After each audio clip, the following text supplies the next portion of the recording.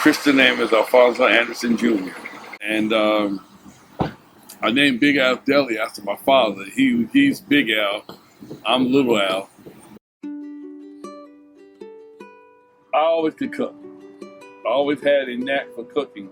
My oldest sister started cooking when she was about 16, and she was really fearless about reading cookbooks and cooking. So I said, if she can do it, I can do it. So I started cooking also. And when I went to school here, I was a waiter, and I got a job as a waiter, and then I was a bartender for years, and just stayed in the restaurant business, and got married, and I got divorced, and I got custody of my son.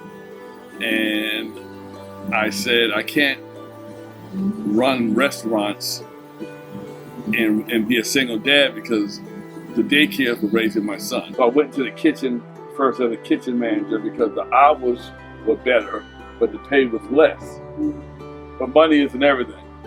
It makes life easier, but I want the responsibility of raising my son and getting to know him, being a father. So one thing led to another. Started cooking. God put it on my heart to do my own business. I was going to rent out 1,200 square feet for the Small Business Administration and be a caterer. And 2 days before I was going to sign the contract with SBA, a friend of mine told me about this place. And I was living in Antioch at the time. So I drove 45 minutes down here, and I didn't think that 4th Avenue went this far down. I thought that the interstate was over here. So I said, he played a joke on me, and here I am 45 minutes later, wasting my time. And then I pulled up on this building, and it was all newspapered up. There was just one hole that you could look through, and all that was in this building was a hood and a sink. And that's all I needed. Started out really slow.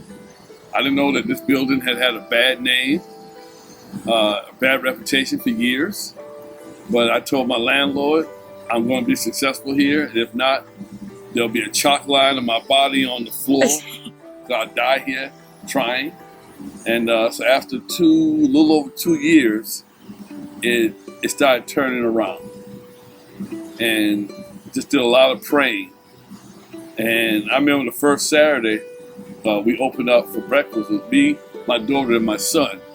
There were just 3 of us. We opened up for breakfast from 8 a.m. to 2 p.m. and nobody came in. The next week, 8 a.m. to 2 p.m., nobody came in. But we were sitting at the table holding hands and praying and talking.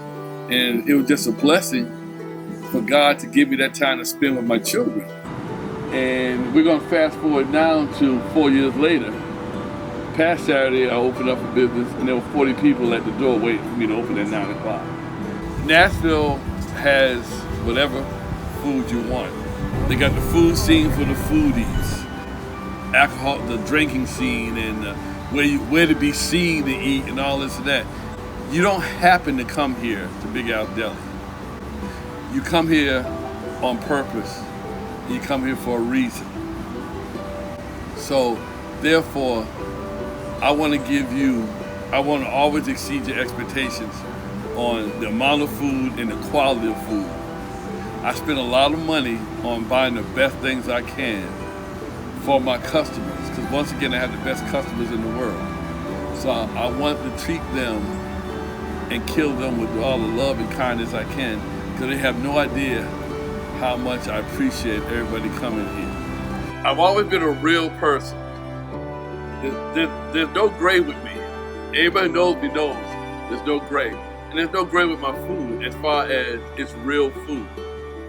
Now, I'm not one of these people that are going to try to make a plate fancy, and when you can see more plate than food, you have a problem. So I cook with people like what's comfort, that will never go out of style. I just spin it or twist it a little bit. I put my spin and twist on it, but it's real food. Something that you can that you've grown up with from your grandparents, or your uncles, aunts, your parents. That'll bring you back to when families used to sit down and eat together and pray before they ate, and without the television on or the radio or music, they just sat and ate and talked.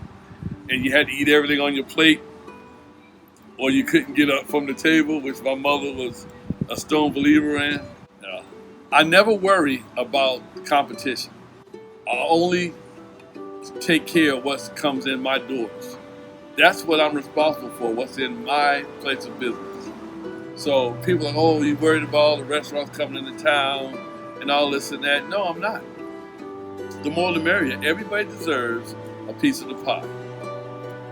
All I try to do is take care of my wallets and what's in my wallet. I don't worry about people across the street over, down the street, up the street. I could care less. You do your thing, I'm going to do my thing. I just want to be consistent in what I do.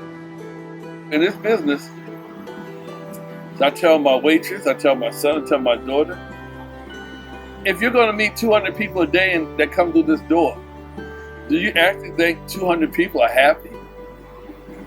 Some of those people are mean, nasty. Some of those people want to upset you so they can feel better. That's just how life is. But you can't let them do that. You kill people with kindness, you kill them with love. And you pray for them. People don't realize how many times I pray for customers every day that leave. So, if you want a real meal, then you come here.